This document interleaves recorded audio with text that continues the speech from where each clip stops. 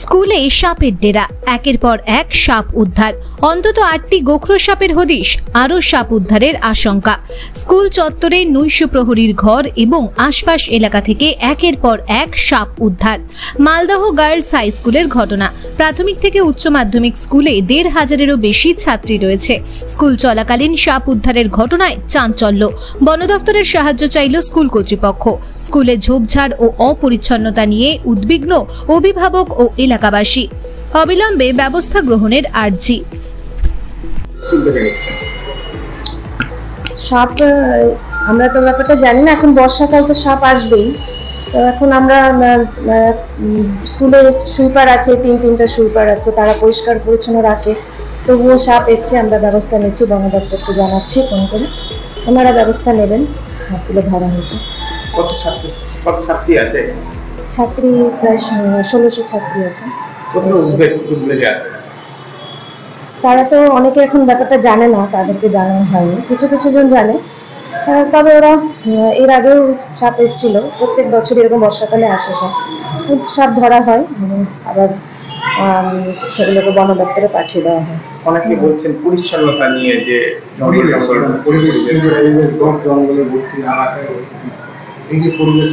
আগাছা তো সেরকম নেই, এখন বড় বড় গাছ আছে।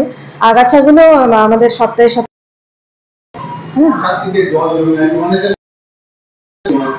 না, এখন তো ম্যাট পার্কের ওই পার্ট এখন পরিষ্কার পরিচ্ছন্নই আছে। আগে থাকতো, এখন ওখানে জায়গাটা পরিষ্কারই করা হয়েছে। এখন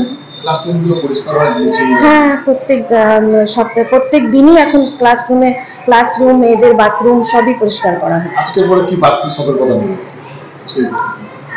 বাড়তি সতর্কতা বলতে ওই জায়গাটা যেখানে চারিদিক পরিষ্কার পরিচ্ছন্ন রাখতে হবে। আর আমরা খোঁজ খবর বন দপ্তরে জানাচ্ছি, ওনারা কি ব্যবস্থা করেন দেখি সাপগুলোকে ধরার জন্য। বা আরও যদি কিছু থেকে থাকে, কিছু তো ধরা হয়েছে, আরও যদি কিছু সেখানে থেকে থাকে আমরা তাদেরকে জানাচ্ছি, সেটার ব্যবস্থা নেব। আমার নাম টুম্পা মুখার্জি। কি পরিস্থিতি স্কুলের দেখছেন এবং কতটা উদ্বিগ্ন? আমরা খুবই উদ্বিগ্ন। শহরের একটা প্রতিষ্ঠিত school Malda girls high school, এবং সেখানে আমরা ঘন্টা দেড়েক আগে জানতে পেরেছি যে প্রচুর পরিমাণে সাপ আমাদের গেটের সামনে যে আশিস বলে ছেলেটি কেয়ারটেকার নাইট গার্ড থাকে, ওর ঘরের কোণা থেকে প্রচুর পরিমাণে সাপের বাচ্চা বেরোচ্ছে। তো ওরা সঙ্গে সঙ্গে লোকজনকে খবর দিয়েছে, ওরা এসে কিছুটা অ্যারেস্ট করেছে সাপ। কিন্তু সংশ্লিষ্ট দপ্তরকে ভালো মতো জানানো উচিত, কেননা এই স্কুলটাতে প্রাইমারি, সেকেন্ডারি, হায়ার সেকেন্ডারি 3টে ইউনিটই আছে। প্রচুর বাচ্চা এখানে পড়াশোনা করে, কিন্তু স্কুলের যে ক্যাম্পাসটা মানে কম্পাউন্ডটা, সেটাতে কিন্তু যথাযথ ব্যবস্থা বা পরিষ্কার পরিচ্ছন্ন রাখা ইত্যাদির ব্যাপারে একটু গাফিলতি আছে। তা আমরা একদম এই অঞ্চলের মানুষ আমরা দেখেছি যে স্কুলের মেইনটেনেন্সের ক্ষেত্রে আরেকটু নজর দেওয়া দরকার, কারণ যে কোনো সময় যে কোনো বড় ঘটনা ঘটে যেতে পারে। এরকম সাপের ডেরা কতটা বিপজ্জনক? ভীষণ বিপজ্জনক, কেননা এখানে এগুলো যা এমনি শুনতে পাচ্ছি, আমরা তো ওটা দেখতে পাচ্ছি না, বলছি গোখরো বাচ্চা এগুলো। এবং এগুলো যদি পরবর্তীকালে বড় হয়, স্কুলের মধ্যে যত্রতত্র ঘুরে বেড়ায়, বাচ্চারা দৌড়াদৌড়ি করে, খেলাধুলা করে, টিফিন আওয়ার্সে, যে কোনো সময় বড় অঘটন হতে পারে। এটা খুবই উদ্বেগের একটা ব্যাপার। স্কুল কর্তৃপক্ষকে যথাযথ ব্যবস্থা অবশ্যই নেওয়া উচিত। আমার নাম উৎপল গুণ, আমি অবসরপ্রাপ্ত টিআইসি এসি ইনস্টিটিউশন মালদা। আজকে এসে শুনলাম সাপ নাকি ধরা পড়েছে এখানে।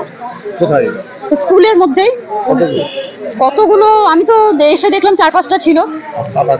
7-8টা ছিল। আচ্ছা, 7-8টা ছিল। যাই হোক, আমি এসে যা দেখলাম বালতির মধ্যে ছিল, তারপর কৌটোর মধ্যে ঢুকানো হয়েছে। ওই গার্ড কাকুর ঘরে নাকি পাওয়া গেছে সাপগুলো। তার মানে তো বড় সাপও আছে বোঝা যাচ্ছে। হ্যাঁ, বড় সাপও আছে, কিন্তু ওটা তো এখনো ধরা পড়েনি। বড় সাপটা অনেক আতঙ্কে, কারণ বাচ্চারা স্কুল করছে, এখন বলা যায় না কি থেকে কি ঘটনা ঘটতেই পারে। স্কুলের মাঠ, বাচ্চারা তো এসে খেলবে, ওরা তো বোঝে না, এই হচ্ছে ব্যাপার। আমরা চাইছি যে সাপগুলো তাড়াতাড়ি ধরা হোক, কারণ স্কুল তো কামাই করতে পারবো না, বা স্কুল বন্ধ থাকলে বাচ্চাদেরও ক্ষতি, তাই না? সেই জন্য চারিধারে কি অপরিষ্কার আছে? হ্যাঁ, অপরিষ্কার তো আছে, জায়গায় জায়গায় নোংরা আছে, আর গাছ বেশি, তার মধ্যে গাছগুলো ঠিক করা উচিত। তারপর অনেক সময় এই যে পরিষ্কার, মাঝে মধ্যে পরিষ্কার করালে জিনিসগুলো ভালো, কারণ গাছ বেশি থাকলে তো নোংরা হবেই, জঙ্গল হবেই। কি নাম আপনার? সারিকা রয়।